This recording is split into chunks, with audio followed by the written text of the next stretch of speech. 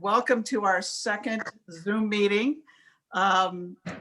I just think maybe we'll ask the new people. I know we should have everybody introduce themselves, but we'll get to know each other better as we go. But if we could have, and I'll just call on you, give your name, where are you on the lake, and how long have you been coming to the lake? So let's start with Dennis. Dennis Keller on the north end of Des Moines in the gray cabin and the cabin behind there. We've been coming to Des Moines Lake since 1951.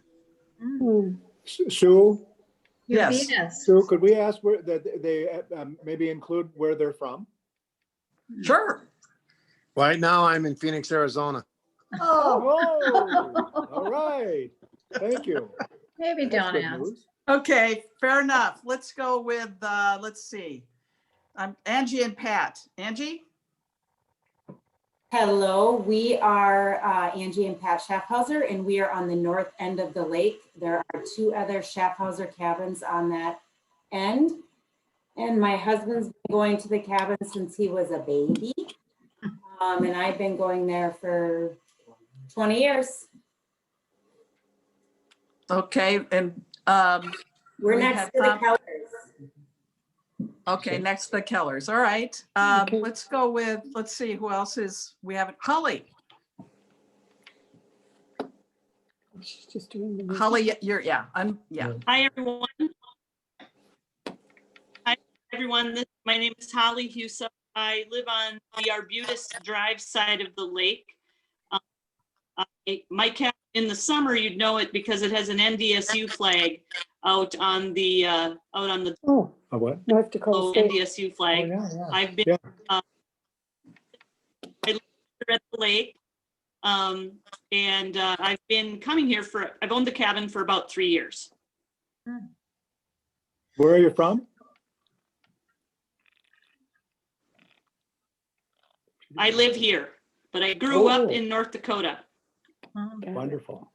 Okay, all right, let's see. And I know this is not right because a lot of people in the first call should go around again, but again, maybe we can do that at the end. Let's see, who else do we have that's Dan Murphy. You want to unmute yourself? Yeah, hi, this is Dan Murphy. I'm a friend of Tom Rooney's and a coworker of his.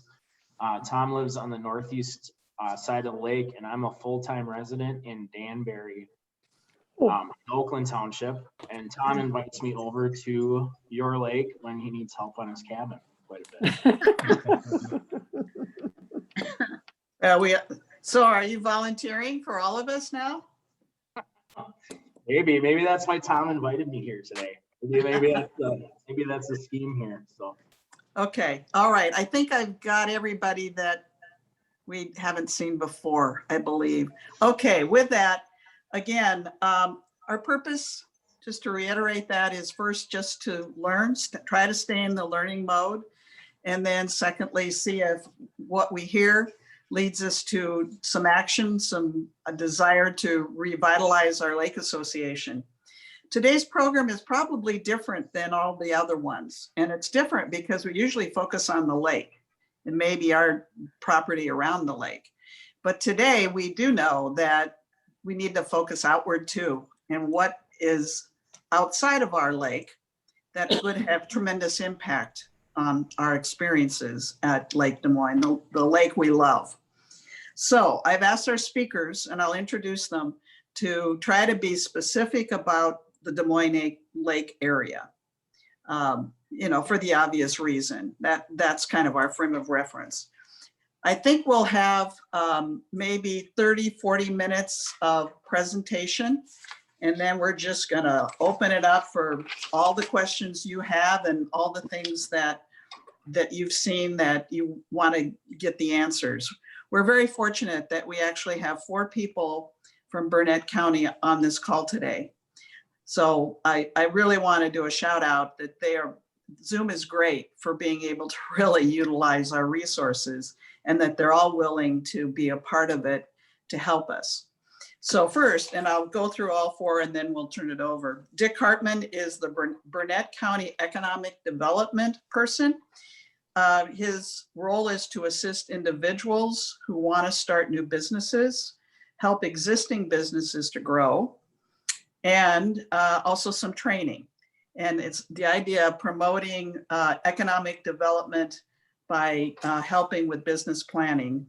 Dick does a lot of volunteer work, including Whitetails and Ducks Unlimited, Spooner Schools, and a planning commissioner in the city of Casey. Jason Town is the Land Services Director for Burnett County, which includes being the zoning administrator, the county surveyor, and land information officer. Past work has included working for a national engineering consulting firm. And Jason is married with 3 children, ages 5, 6, and 13. Dave Ferris, we had, and Tom Boy there, we had on our first call. Dave is the conservation officer. And Tom is our aquatic invasive species coordinator. So with that, I'll turn it over to them, and we'll get started. And like I said, we'll have a little bit of presentation, and then we'll just open it up.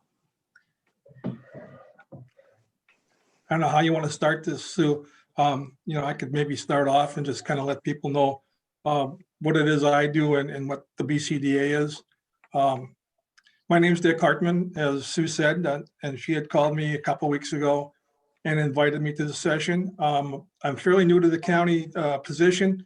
It's a part-time position. We've basically resurrected a group called the Burnett County Development Association. We've whittled it down and are starting it up again. So, and just as I started working here, things started going south with the pandemic. So we've been pretty much stuck in the office doing stuff and trying to get out as much as we can.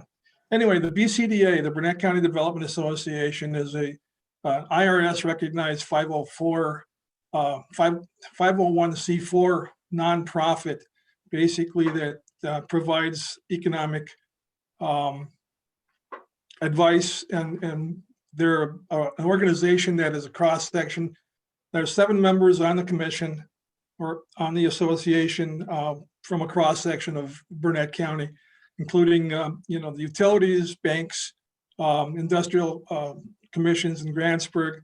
We've got representation from the villages, also from the Webb Lake area, Danbury. So it's a good cross section, and the people are all involved in development of the community and maintaining the community. So originally we were a 12-member board, but that was whittled down, starting again. So what we do at the BCDA is we basically work with area businesses that exist and try to retain them.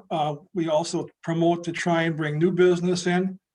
We help with business planning for people interested in starting their own businesses. We haven't done any workshops because we really haven't been able to organize things very well here. So we're putting together a comprehensive business directory that lists all the business by type and location, getting all their contact information so we can contact them with regard to what might be coming down the pike for economic development. A lot of our concentration has been on providing aid to existing businesses. Through the COVID, we're having some real difficulties with our restaurants, our taverns, and some of the businesses that are either were forced to close down or curtail their operations. And we're really fearful that we may end up losing some of these. Even having said that, our last summer was very productive. There was information out there that our sales tax for the period was up almost 7% over last year. And last year was a record year. So that there's some good coming out of this thing. I think what happened is that when things locked down in Minnesota, a lot of people started coming here. I look at our area as being the closest fresh air and clean water. And the businesses that benefited primarily were tourism associated type businesses. But there's also problems that come with it, I believe, some of the things that people have concerns about. So we also, we're currently in the process of redoing the website for the county, and there'll be a link on there for the Burnett County Development Association and Economic Development. I'm not sure, how long it'll take to get that thing where it needs to be, but it's in process. We as an Economic Development Association basically support economically friendly policies for county development. And we also work hand in hand with people that are involved in workforce development, the Wisconsin Indian Head Technical College, some of the other programs that are out there. Some of the tools that we utilize to help businesses, there's revolving loan funds that are provided through primarily the region, through Northwest Regional Planning Commission. And those are funds that are strictly used for business promotion. They work with local lenders on getting their financing, business plans, et cetera, together. We also been doing a lot of work with the U.S. Small Business Administration, the Small Business Development Center located at the University of Wisconsin in Superior. They've been super helpful, and particularly super helpful with regard to some of the programs that have been coming out through the CARES Act, which is a federal legislation stimulus program that you're probably all aware of, and includes things like the payroll protection program and also the disaster loan program as a result of the pandemic. So, and we have been very successful providing those types of programs to area businesses. They were open to profits and nonprofits. The payroll protection program, as an example, was a loan program that basically was passed through to local lenders, providing loan monies from $10,000 up to $2 million. And it depended on whether or not you were for-profit or nonprofit. The for-profit, rate of interest was 3.75%, very attractive. And the nonprofit rate was 2.75%. And they could be amortized for up to 30 years. So it was a very interesting tool. I think they're going to have to re-look at that, because I think there may have been some abuses, but the thing rolled out so fast that a lot of the rules weren't set in place. So, but I know that Burnett County businesses were fairly successful in getting funds from those things. We also work, and we continue to work with the state of Wisconsin. They have a lot of programs with pass-through monies from the CARES Act. The Wisconsin Economic Development Corporation is similar, to us in the extent that it's a nonprofit, but it actually works with the state of Wisconsin. They had a program that rolled out early this summer called the We're All In program, and it was a really nice program. It didn't provide a lot of funds. It was a $5,000 outward grant to small businesses with 50 or less employees that made less than $1 million a year, which, a lot of our businesses in the county, and was county, they're in that position, but it was designed as a kind of a bridge, if you will, to continue people operating. The monies were used for a variety of things, anywhere from loan payments, rentals, utilities, maintaining employment. Again, it was $5,000. The application was very simple. It was an online application that took probably 10 to 15 minutes. And all you needed was the fact that you'd been in business for a year or longer and had less than 50 employees and had annual revenues of $1 million, which in these days isn't very much. But again, a lot of the smaller restaurants, the mom and pops, benefited greatly from this and kind of helped them go. That program has ended. There's a phase 2 of that program that was just introduced last week. It's being run through the Wisconsin Department of Revenue. And again, it's a $5,000 grant utilizing the same application process, but it's directed mainly at restaurants and bars, the ones that have been impacted the most. We've also been working with some of the other federal, national partnership programs through, places like Lowe's, the home store. They're providing $10,000 to $20,000 grants for small businesses nationally. Their applications are a little more extensive. So getting the word out to these businesses is really key to getting a lot of these things taken care of. Okay, so could we, you do a handoff then to like Jason's area and Dave's area? Is that kind of where it then hands off to them? Well, basically what happens is that we're out there, we're kind of the promotional end. We help, find out if businesses are looking to expand, and we help match them up, partner them up with financing. We help them with their business planning. If permits and are needed, if they're doing some construction or expansion, or if it's a new business and they're locating someplace, that's when the land services people come into play. I'm in the land services department. They were nice enough to provide me a really nice office.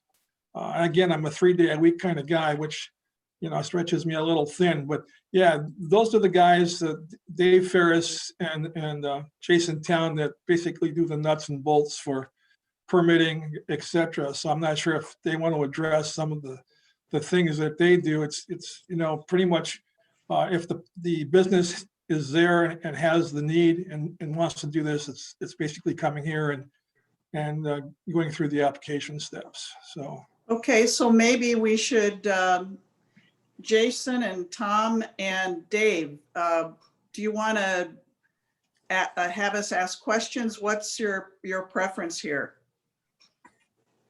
Well, I can talk a little bit about property values and water quality, and I know Jason's going to address more things like what can and can't be done and different things like that. Okay. So that may be appropriate first, and then I can say, okay, here's, if zoning isn't working, here's some types of things that you can do to mitigate those issues.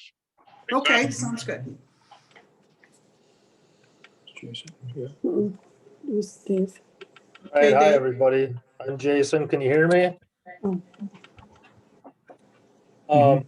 Yeah, so I'm the zoning administrator. I don't have a presentation or anything formal for you. I was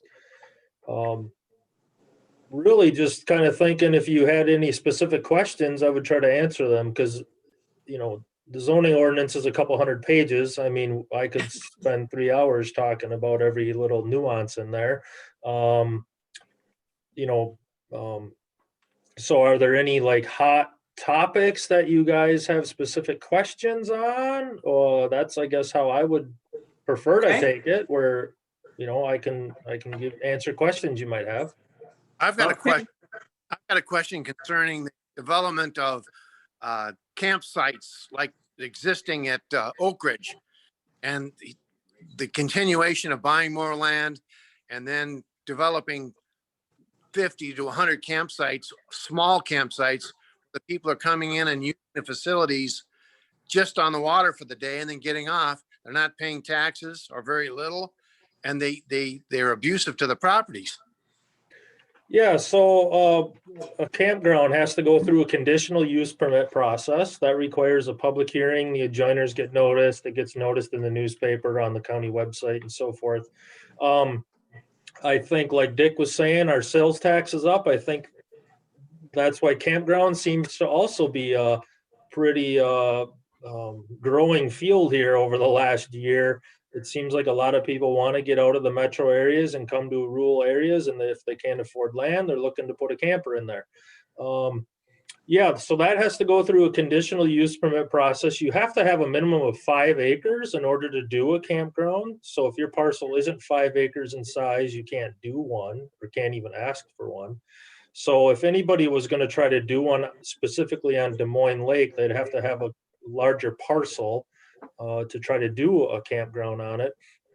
Your issue about not paying property taxes, that has been brought up quite often here recently. There is some talk about trying to possibly have a like an annual user fee or something like that paid for.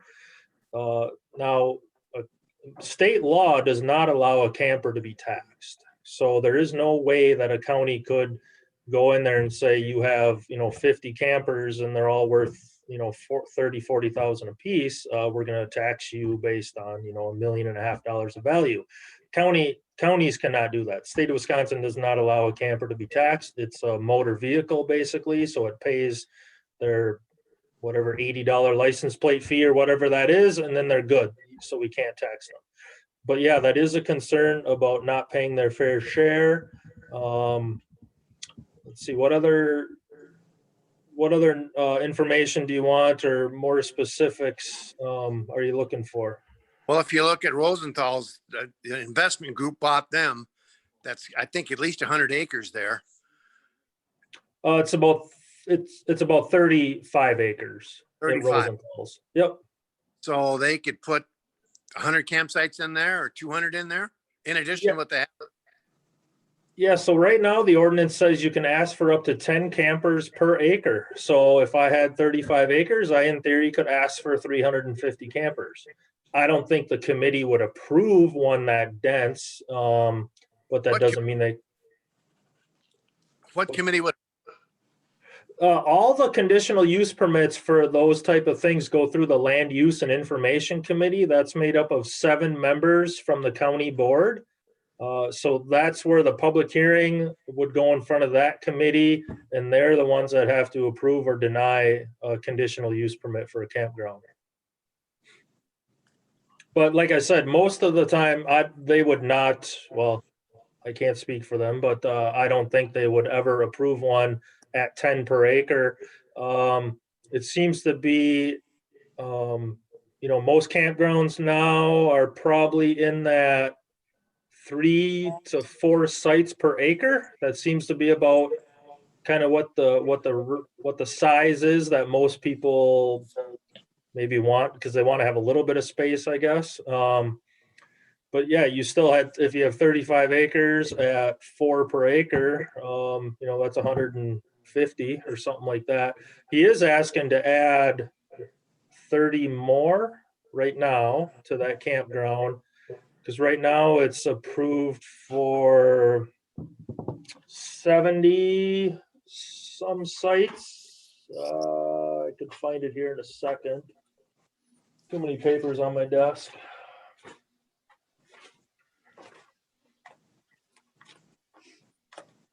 Does everyone know what Dennis is talking about? Do we need, okay. Yeah, campgrounds have been kind of making the rounds here lately. Yeah, he's asking to add 30 more campgrounds to what used to be called Rosenthal's. I think they're currently licensed for 70 or 75. I could look it up for you, but That's okay. That's the one that's on the Oak Ridge, right? I'm talking Rosenthal's right now. Right, but it's the same group that owns Oak Ridge, is that correct? Correct. Yep. And if you want to know, they also own Voyager Campground. They just bought that one, I believe. Just thought I could read it. And they were part of the Howman's project. If you heard about that one at all recently. Jason, where's that project? The Howman's one? Mm-hmm. That was on Loon Lake, the Minerva chain. Okay. That one. And then he just tried to do one in Spooner Lake, I think, the other night. I heard that he applied for one over. That's in Washburn County. Right. So Is the guys that are on that, is it kind of a conflict of interest between being the chairman of the township and then also having this on the side going? Seems to me that's conflict. I don't think it is, just for the fact that he's not on the land use committee.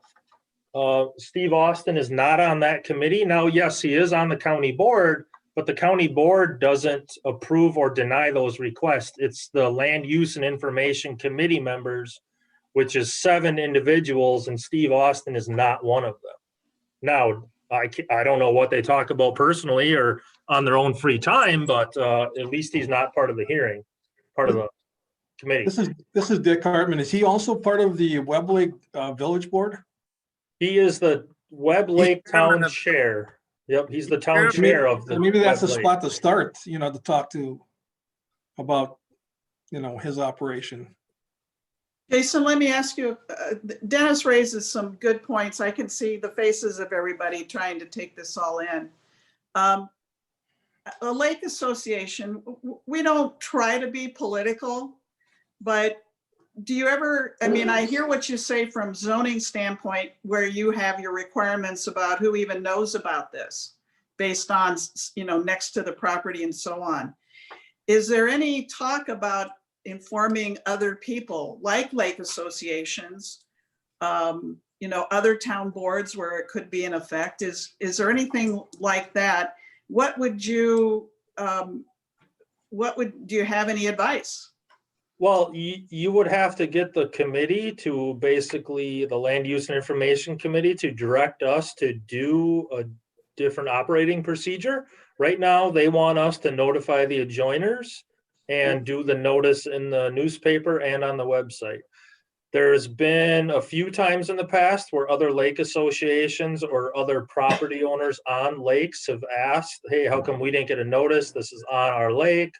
And the committee has basically said, we're going to stick with doing the adjoiners on the website, in the newspaper. And if a lake association is organized enough, they should be able to broadcast that information themselves. It shouldn't be the county's burden to send out, you know, some of these lakes might have 300 parcels. You know, how do we send out 300 letters to all those people? You know, that's what they're trying to balance.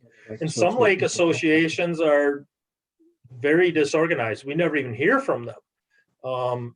And some, I think, have very good email chains, or they must have a member that manages stuff very well, because once one person gets something, they all seem to get it. That one person on that lake association must broadcast it out to everybody. So that's how it operates now. I don't know.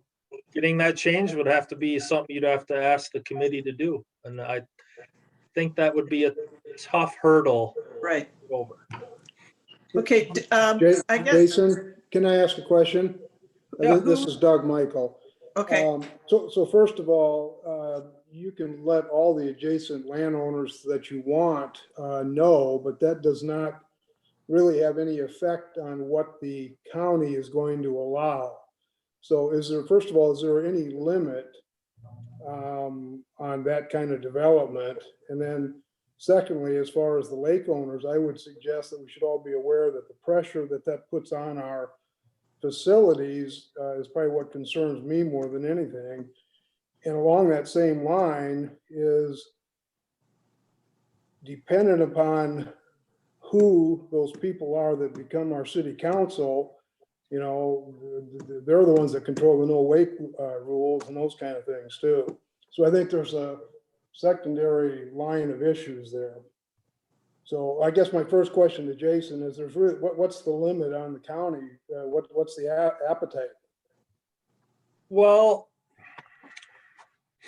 they changed the state law a few years ago. So I don't know how long we could spend hours talking about this. I'll try to give you the 1 minute backstory here. So they changed state law a few years ago. They're basically took local control away from the local entities. I'm not going to get into politics about which party's in control and which one isn't, but that's what happened about 4 or 5 years ago.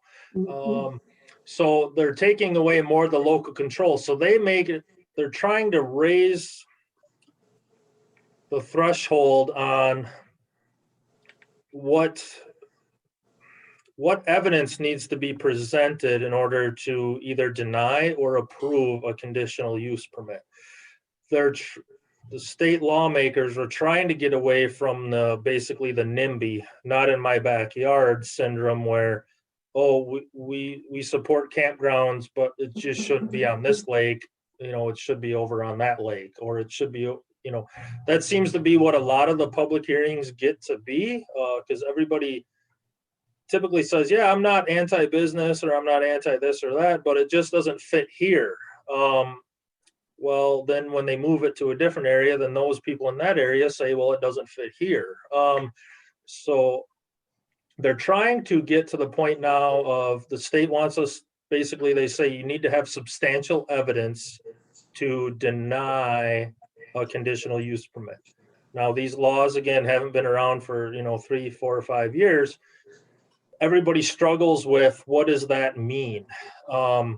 So when we have some of these contentious conditional use permit hearings, we'll have the attorney for the applicant saying, well, it's the opposition party to prove with substantial evidence why it should be denied.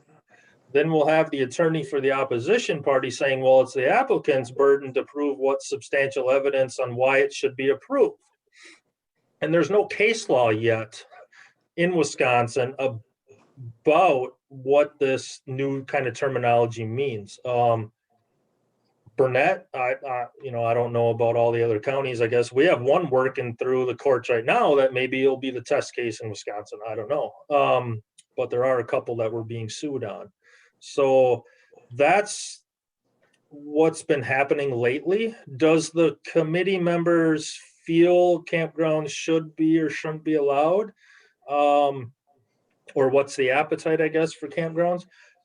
I think the committee wants to have recreational type businesses in the county because they realize that's our strength in Burnett County. And they're trying to also balance that, obviously we can't destroy the natural resources because again, that's part of the reason Burnett County flourishes the way we do. They're trying to, do this delicate balance of have some of these things, but try to get them cited in the correct areas. I honestly glad I don't sit in their shoes, having to make these decisions, because they are very tough. We are going to try to talk about campgrounds. Well, COVID, has messed up a whole lot of things. We were going to try to have some meetings this winter about looking at some ordinance amendments. I know some of them have talked about, okay, we need to look at this campground stuff. Do we need to knock down, the number of sites that we allow per acre? Do we need to restrict them that they maybe can't be in the shoreline zone? So they got to be at least 1,000 feet away from a lake. These are all kind of different ideas that have just been kicked around by different people. We were planning on trying to do some of that this winter. COVID now has basically shut our building down and we have to do everything virtual. So yeah, I don't know how much we're going to get through doing that this winter. Usually the winter is our slower time. We have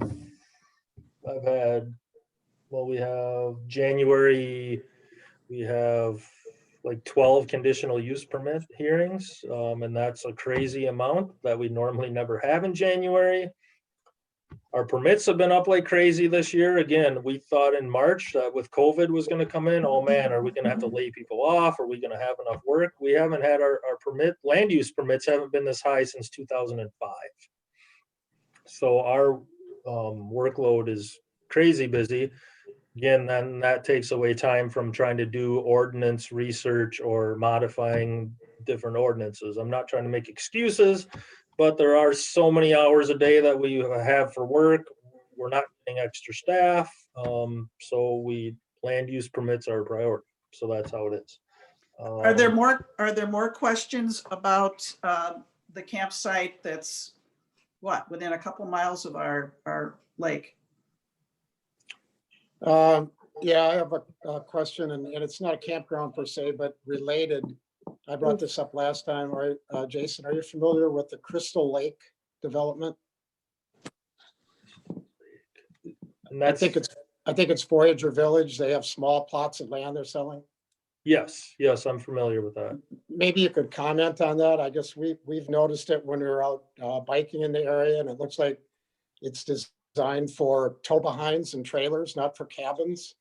And again, we're just concerned that this could be a trend in the area, and it's non-taxpayers that are coming in the short term, or maybe they are taxpayers if they're buying a small piece of land. I don't know. If you could speak to that. And yeah, so that Crystal Cove subdivision basically was subdivided decades ago, and it basically just sat there. They didn't do anything. They didn't sell any of the lots.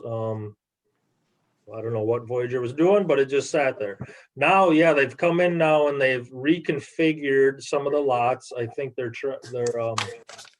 Actually, I think we're trying to make them a little bit bigger than what they had previously out there. They put that new road in on the east side there to get access to those lots.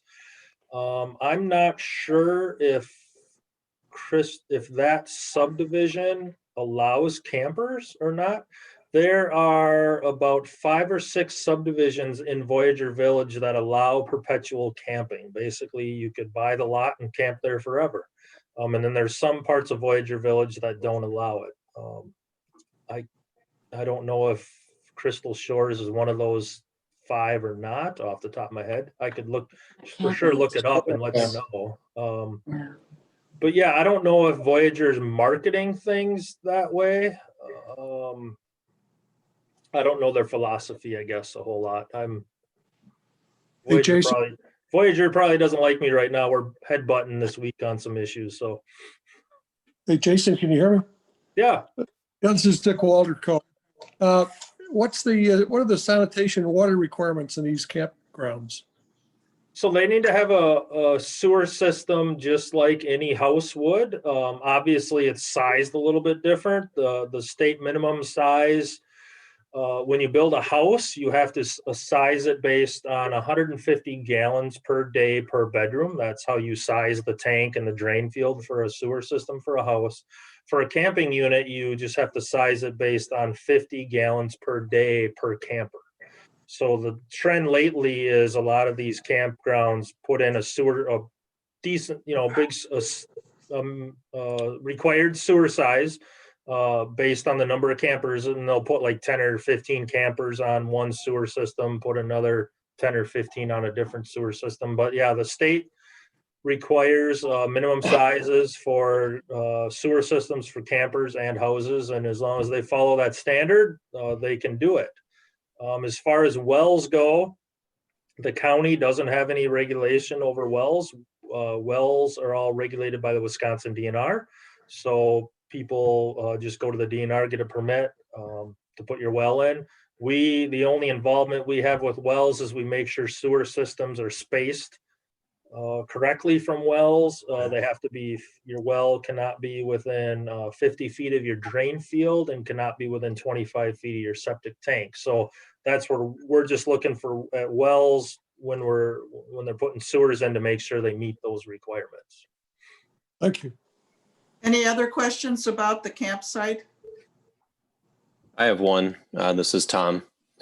Of the 12 permits that you're speaking about, how many of them are for campgrounds? And also, how many campgrounds have been rejected, say, in the last year? So the 12 that I speak of in January, one of them is Oak Ridge Campground, where he wants to split the bar off from the campground, but he's not adding any more sites. The other one is what was known as Rosenthal's. That's where he wants to add 30 sites to that one on Webb Lake, and he also wants to split off the bar and the houses so he can sell those off separately.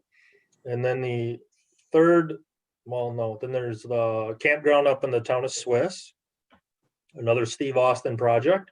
He's asking to have 180 sites at that campground. That one's not on a lake. It's up on Nelson Road and Old 35. The Johnson Farm, I don't know if any of you are familiar with the Johnsons up in that area. And then there's a fourth one, Bocan is what we call it, campground. That one's between Viola Lake and Sand Lake. So those are the 4 that are coming up in January. So over the last year, there's been 2, I'm going off of memory here, 2 that have been denied. Well, let me back up one step. So the Bocan one on between Viola and Sand Lake, he came through about 4 months ago, applied for a campground there. That one was denied. He was asking for 125 sites at that time. Now here in January, he's asking for 50 sites. So he's knocked the number down. Then there was another one on Devil's Lake, Chelmo, which was kind of in the southwest corner of Devil's Lake. That one was heard by the committee. They kicked it back to the applicant, said, we need you to provide a laundry list of items for us. And the applicant never did. It got delayed, postponed, and then finally the committee denied it because the applicant didn't provide enough information. Then there was the Howman's one, which was approved. That was on Minerva Chain, Loon Lake. That was a Steve Austin project. That one, again, was approved, but from what I understand is going on out there now, the Lake Association or the people around that area have actually bought out the campground parcel from him. So he had about 20 some acres there. He was going to put a campground in. They came to some agreement. So now the Lake Association or some pool of people are buying that campground land. So the campground isn't going to go there anymore. Then we had, I'm trying to think here of other ones. I think those are the main ones. I'm trying to run through them all here in my head. Yeah, there's been a couple other ones more than a year ago. We had Wood Lake Camp. That was about 2 or 3 years ago. That one was, the committee kicked it back to the applicant to come back with a list of items to as more information. Ultimately, then the Lake Association or a group of owners sued the owner of that camp. Then they came to some meeting of the minds and they all worked out their differences, and then they came back to the committee with a plan that was supported by both sides. And so the committee passed that one. The committee was happy. They worked all their differences out before they came back to the committee. I think so. I think those are, oh, there was a campground on County Road B in the town of Dewey. That one was approved. There was no controversy over that one. That one's out in the middle of Nowhereville. I don't even know why he wants to put a campground there, but that's his prerogative. It's on County Road B in the town of Dewey. I think he's asking to put 40 or 50 sites on 10 acres, I think is what he was asking for. So that's kind of the rundown of campgrounds here over the last year or two. But they're definitely becoming a popular, I guess, item coming through the committee. Okay, other questions for our presenters? Just unmute yourself, please. I was just going to suggest that, this is Dave, by the way, is that one of the things that's probably, as much important and maybe more important than campgrounds for your lake is the whole phenomena of the Airbnbs that are coming on and the issues that you have with water quality and different things like that. And maybe Jason could just briefly explain the basic regulations of how they have to start and stop, because I know there's some confusion by lakes out there with them. And then after we get through with that, we can talk about some of the development / water quality issues.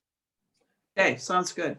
Yeah, so short-term rental, Airbnb, VRBO, whatever you want to call it this week. Those require both a county license and a state license. So they used to require a conditional use permit through the county, but then when all those state laws changed, making it harder to deny a conditional use permit, the county basically just said, all right, we're not going to do conditional use permits anymore. We're just going to license them. So as long as they meet the criteria, the county will give them a license. There's a list of about 15, 20 items that you have to meet on the county license requirement. The only really sticky point that most people have is the sewer sizing. They want to say, oh, it sleeps 20 people, and then we go and look at them online and they have a 3-bedroom sewer system, which is technically sized for 6 because it's 2 people per bedroom is how sewers are sized. So that's a big issue that we're having. But yeah, they require a license from the county. They also require a license from the state. The state, again, that's through DATCAP. They basically, I think, do a water test, make sure there's some smoke detectors in there, different things like that. And then they get their license as well.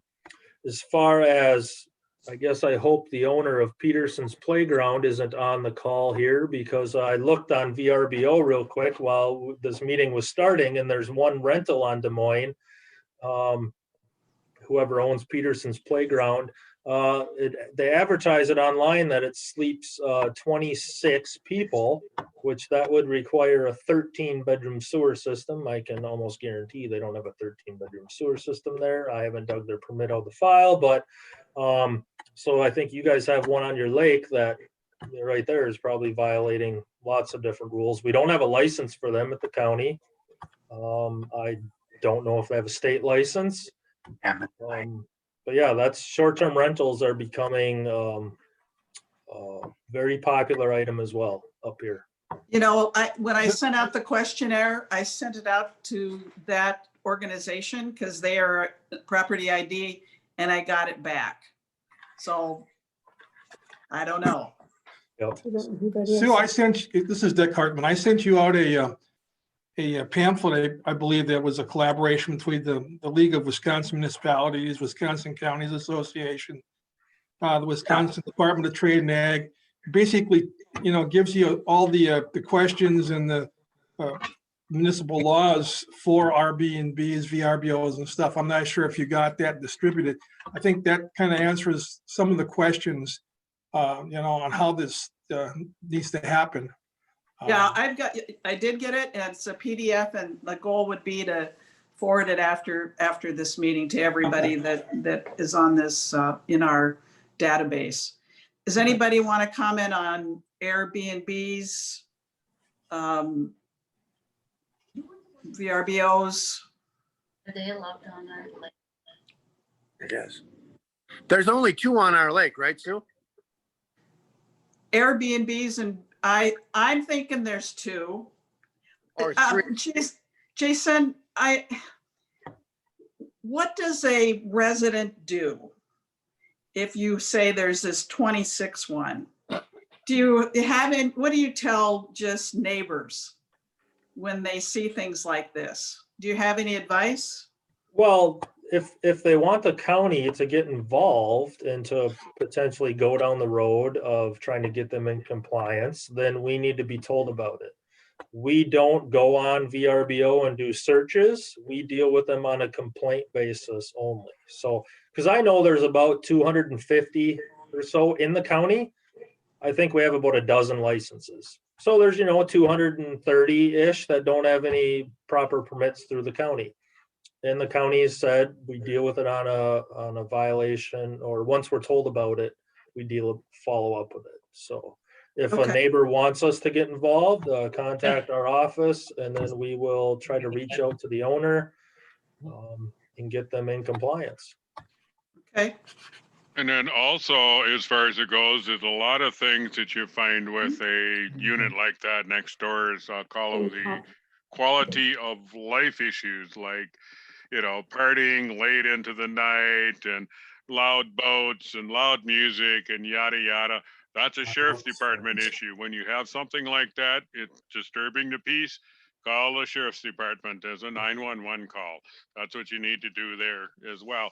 And that's kind of a perfect segue into what I was going to talk about briefly here in the last few minutes, is that how residents can affect water quality. And we'll pick on the short-term rentals right now to start out with, because that's one of the things that you as residents on a lake like that have to be very aware of, because these short-term rentals, they bring in people that who knows where their boats have been. They are have much more potential to infect the lake with a invasive species or cause some other problem than somebody on a campground 3, 4, 5 miles away. Most of those people are either ATVers or just like to come up there and sit all weekend and hang out. So we haven't seen a lot of major issues from the campgrounds, but with the short-term rentals, yeah, there's a lot of issues. Are their boats inspected for invasive species? Is there I think we talked last time, it doesn't sound like you have a wake boat on the lake yet. Be happy they're not, but those are the types of places that bring wake boats up. On a small lake, how much can your lake handle? You know, do you want to make sure and have good solid ordinances? Do you want to encourage the township to make sure that they can enforce the ordinances that you do have the book on for quiet hours and different things like that? So that's kind of the issues that come with that short-term rental as far as it goes. Now, looking at all property owners, is, and I mentioned last time how there was finally a study done in northwestern Wisconsin about how water quality affects property values. And it absolutely does. And it's not the first study to do that. It just happens to be that was the one that was done in northwestern Wisconsin. And I just looked it over again, and it's anywhere from 3.5 to pushing 7 or 8, 10% of an increase of property values when you have an increase of 3 foot in water clarity. You're lucky in Des Moines Lake in the fact that you have good water clarity, so your property values are fairly high. If you lost 3 foot of water quality, and you would be conversely doing the same thing, unfortunately, in a negative manner. So that's where it's very important for all the residents around the lake to manage your runoff, because it directly affects your property values, without a doubt. Invasive species are the same thing. It's maybe not quite so clear, and it seems with invasive species that the value lost because of an invasive species depends a lot specifically on which invasive species is doing the invading, so to speak, or the infestation. Because, for example, what we're seeing with zebra mussels, they're aesthetically very unhappy, or they're unpleasing. They're not good to have on the shoreline. They cut people's feet. They plug up your boat. They get on your docks. They do things like that. So they are a very real problem to a lot of people. And if you're selling something and you have zebra mussel along the shoreline, that's not going to be a good selling point. However, maybe Eurasian water milfoil or curly leaf pondweed may not be as much of an issue because it doesn't directly affect the property owners and the property sales as much as far as it goes. But, you know, they both have the ability to affect property values significantly. And those are probably the two areas that the Lake Association has the best ability to look at and control, and to keep those water quality values up there, to keep invasive species out of their lake, and that would keep your property values up. So it's basically, I won't call it economic development, but it's economic stability is what I would look at it, because, you know, that's your investment. You don't want to lose any property on that, or value. I think we all got our property tax statement this week, right? And is there anything that anybody would comment in terms of for a lake association, what should we know about our taxes? I mean, I know we all read the statement where it goes to. Is there anything that you'd like for us to know? Well, I would tell you one thing, which is very interesting, and I'm suspecting it's about the same today as it was. I dug into this a bunch of years ago, and because of, you know, so many people around here from Minnesota, and oh my God, the property taxes are terrible, and yada yada, you know, this. Well, when it really boils down to it, is most of the upper Midwest states, Minnesota, Wisconsin, Michigan, and the ones I particularly looked at, is they pretty much garner the same amount of taxes per capita, per person, that the other ones do. But what they do is they have a very different way of collecting that revenue. For example, in Minnesota, until a few years ago, you had a nice fancy car, you paid a bundle for your license fees. Till a couple of years ago in Wisconsin, you paid $45 regardless of whether you had an old beater car, whether you had the hottest new Cadillac or Lexus or whatever. So that's just a different way. The sales tax in Minnesota was a little higher than Wisconsin, but in Wisconsin, property taxes are, I hate to use the word king, but they're the ones that the state relies on mostly. And then what you also have to look at is 2/3 to 3/4 of the property taxes is strictly schools. It's not the county, it's not the township, it's not even so much the tech schools, although the tech schools, of course, are on there as well. But the schools pretty much take up a big chunk of the property taxes. You being in Webster School District, you actually have the luxury of having a lower mill rate than many school districts.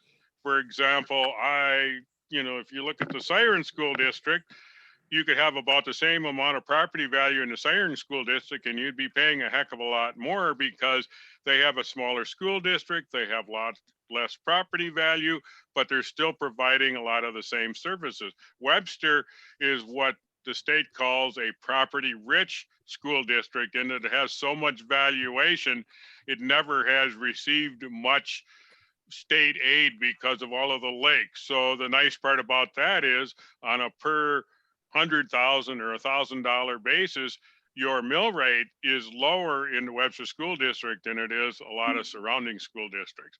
Unfortunately, on the other hand, you're in one of the highest value category properties out there. So it's that wonderful balance.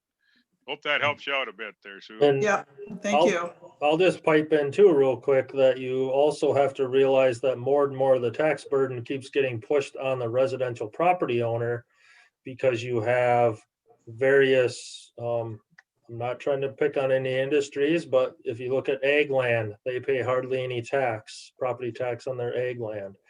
Then you have a forest crop, which they pay hardly any tax on their land. Then Burnett County also has a ton of federal, state land, which those entities don't pay hardly any, if any. Basically, PILT is what we call it, payment in lieu of taxes. So we get very little revenue from all that public land that we have. So you have the cost of running government, which then gets pushed down onto less and less taxable property. Okay. Maybe one final question for our presenters, and then we'll wrap it up. I have a question kind of based upon, this is Dan Ball, by the way, I'm on the north side of the lake, based upon a little bit on last week and then on this week's conversation. Dave, last week during the presentation, you talked about, we have some of the excellent points of our mesotropic lake, that we are the highest water clarity in Burnett County. We have high aquatic life. And, knowing that what we just talked about with the other species that potentially could come in that, has there been an assessment on our lake lately, or has there been any testing? And then this might combination with Dick in there with some of the CARES Act. Is there, or has there been any assessment money to have a lake association ask for an assessment to be done on their property or on their lake? There is potential to do a lot of that. We have done some work on Des Moines from an AIS standpoint, but we can do aquatic plant management plans. We can do lake plans. If you would like to work with us, or you could work with a private consultant and do that, there actually is cost sharing on the state level to develop those plans if you so desire. That basically the concept of what you guys want to look at, because you have good water quality, you're basically in the upper echelon right now. You want to keep it that way. That's the big thing. That's what's most important for you guys, is to make sure it stays stable. And the testing you can do now, and I encouraged you last time, is the Secchi dish reading, the chemical testing. If you can get into those and keep those done on a consistent basis, that always tells you your long-term trends for water quality. And it's very, very important, and it helps a lot. For example, if you need an aquatic plant management plan, you do need that, because if you get an invasive species in, the first thing the state's going to do, they're going to give you a few bucks right away to do what we call a rapid response. But part of that's going to be is you have to do an APM to manage that invasive species. Having that us do one, or whoever do it ahead of time, gives you one little bit of a leg up if you do get an invasive species, and it also kind of gives you a game plan of how to go. So yeah, being proactive is very good. Well, and that is a segue into really what our next two are going to be about. So really, thank you to our presenters tonight. People are clapping. Yes. So we'll see if there's more follow-up. So thank you to Dick and Jason and Tom and to Dave. So thank you. I'm going to wrap it up. You're welcome to listen in, or you're welcome to sign off. Just a comment, Sue, if anybody needs to get a hold of me, as far as the CARES Acts go, the new one's pending. Hopefully we'll get something by the end of this week. We're not sure, what it's going to be. Most of it's been directed toward retaining businesses, helping businesses that are really hurting. But I'll keep people informed. You've got my contact information. If you want to send me your email addresses, I can do a blast when some of this stuff comes through. So you have the information in front of you and you can react, appropriately. So. Thank you. Thank you. I like to always end it. We're about at 5. Can we take 4 more minutes to kind of debrief? Are you okay? Sure. Okay. Any major takeaways from what you heard tonight? So I have a comment. If anybody wondered if we need to do a lake association, again, revitalize this, I think what we've heard tonight gives us a positive that we really do need to work together as an association, that there's power in joining together. And it can be a very positive power, but all of us working as an association, I think it's never been more important. So I think these are so helpful and I appreciate your efforts especially, but I just think each of these meetings proves that a lake association is necessary and can make a huge difference. So I think we need to keep this going. Okay. Other takeaways, comments? Thank you, Janet. 2 things, Sue. One, do we ever recover the money that Bill Lefso had in the treasury? Yeah, we still have a little bit of money. Mike Schaffhauser is the treasurer. He and I have kept the incorporation going and paid dues to the state as well as to lands and rivers. So we've had enough money for that for right now. Where are you going? That the DNR still owns property on our lake on both ends? Say more. I've been the president of the association twice, vice president twice, member at large twice, been involved in it heavily. On the southwest corner of the lake and the northeast corner of Des Moines Lake, the DNR owns, I can't remember if it's 20 or 30 feet, or maybe it's 40 feet of land. One chunk is right next to Harry Patnode. If you know where Harry Patnode lives, right in it, you come down from Glider, you come down, it's a low spot. The hill, yeah. Come back up, right in there. The other ones butts into Schaffhauser's original cabin up there, up on that big hill. Years ago, they came and wanted to take and bulldoze the house over there that's right on where the landing is and put in a huge paved parking lot. The association fought it and said, we're homeowners, we don't want that. So we discouraged it and they didn't do it. But that land still exists there. Just so everybody knows that. Yeah, that one area by that Harry Patnode, that used to be the boat landing. Long time ago. And actually, now that you're, there's also a couple of other spots. I'm going to call it the old Diesner cabin. I'm not sure, I don't know if Jim Pappas is on the phone now. There might be a couple other areas. So maybe that could be an area for some work to kind of find out where those are. Can you believe a lake association bought land together to change a campsite? Wow. Yeah. Can I just make a comment? You mentioned the Diesner property. That was actually at the end of the old Brooks Resort. Right. That was a boat landing for them. Yeah, you can still see it because I've snowmobiled. Oh, yeah. It goes to the side. It's kind of like a cement and it goes up, but you can actually use it. It's not private land. Yeah. Okay, so I'm gonna just. That's start making notes. that's Netwick's and Blossoms land next to Okay. that road. We purchased the Deesner property and Oh, built on okay. Deesner property. We're on it. So is Yeah, that but we're- little strip of no. land? Yeah, It's it's gone? over by Netwick's and Blossoms. But it's still a strip of land, correct? Yes. I Yes. think Okay. Netflix own it though. Well, Okay, there's- any other takeaways that you want to comment on? Sue? Is there a requirement for the homeowners and then PRBOs to notify renters of our rules as far as the quiet hours and things like that? Well, I think some people do post things. We've done things over the years. We've had magnets made, a brochure made. Those are, again, things we could, update.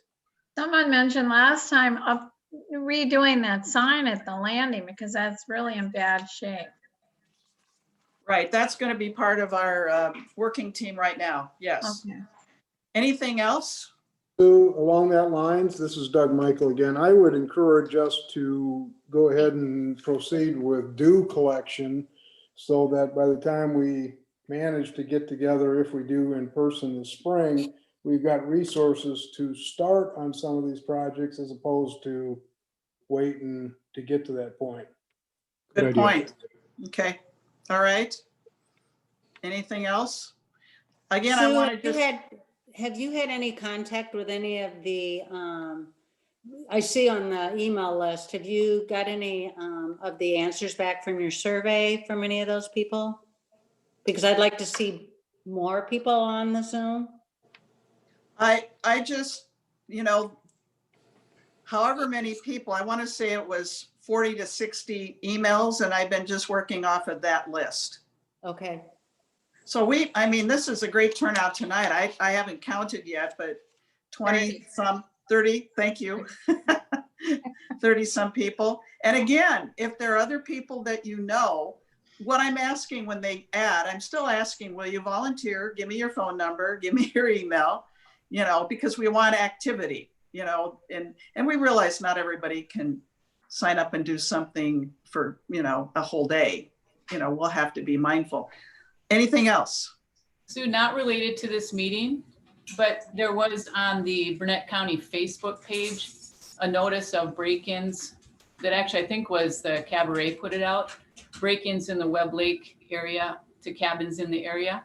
Does anyone have any more information about that, or have you heard of any incidents or? No, we asked that it be put on our page, or at least to refer to the Burnett County Sheriff. Has anybody heard anything more specifically? No. Okay, all right. Again, we have a working committee that's working to tie together the Facebook page, our website, maybe have an activity, all those things together. And I just want to name who volunteered. Besides Ann tonight volunteered. Ryan Knox, Dan Ball, Mike and Christine Keller, and Jim Pappas. So we're going to start with that group. Great. And then we'll be sending the Zoom meeting 3 meeting notification out. Wanted to wait because, sometimes it's better to kind of, parse them out as things get closer. Although you do have the date and the time. Sometime too, and this did not come up in the surveys, but I had this idea sometime to get somebody from the tribe over in Danbury, from the standpoint of they're the largest employer in the county. There's some, as you know, there's some unique, I'm going to call them benefits, kind of in parentheses. And if that's of interest sometime, I think we got enough work to do. But I think that would really help with understanding, how they work as the tribe. So you can let me know about that sometime. Mm-hmm. Our next meeting is going to be on aquatic invasive species. It'll be on January 7th at 4. This was a huge concern. And just to whet your appetite, and Tom Boyer, we're lucky we have a coordinator for the county. He's going to talk specifically about the invasive species in our lake and what we can do about it and what we should be watching for. And that's sometimes it's nice to be able to do something individually too. And to be watching for that, as well as a citizens monitoring program around just aquatic invasive species. We'll send out a recording and any other handouts here. And then I would just make a plug. It's about $9 or $10. It comes out quarterly. And I know a lot of you get this. Do you get this? It's the Wisconsin Natural Resource magazine. If you're looking for a stocking stuffer, but I get it. And what really caught my eye this time was there's a website, and there are a lot of people that have trail cameras and they monitor. I don't know exactly how it works. And you can go anywhere in any county and you can plug in bear or fisher or probably squirrel, and you can find out how many showed up. Well, I like things like that. You know, I like to know what's around me. So anyway, it's called, I know, Wisconsin Natural Resources. Yeah, and you Google Snapshot Wisconsin. Okay. And it's set up for any of you guys, if they don't have cameras in your area and you're interested in doing it, you could actually get into their program. They would provide a camera for you, and then you just download the stuff, and then it goes back into the big system and everybody gets to view everything. So it's a pretty cool thing. Well, we had next door to our cabin, Mama Fisher, which we had never seen, who had her babies underneath the cabin next door because it's not enclosed. And we also had a whole bunch of mama fox and baby foxes. That was a little close, but when I called the DNR, they just said she'll have her babies and they'll move out. I went, good. So, anybody else have a wrap-up comment? Thank Okay. you, Sue. Thank you, Sue. Thank you, everybody. Can I stay on and ask Dan Ferris a question? Yes. Absolutely. Okay, thank you all. Thank you. Good night. You. Or Dave Ferris, is he gonna stay Dave from? Ferris.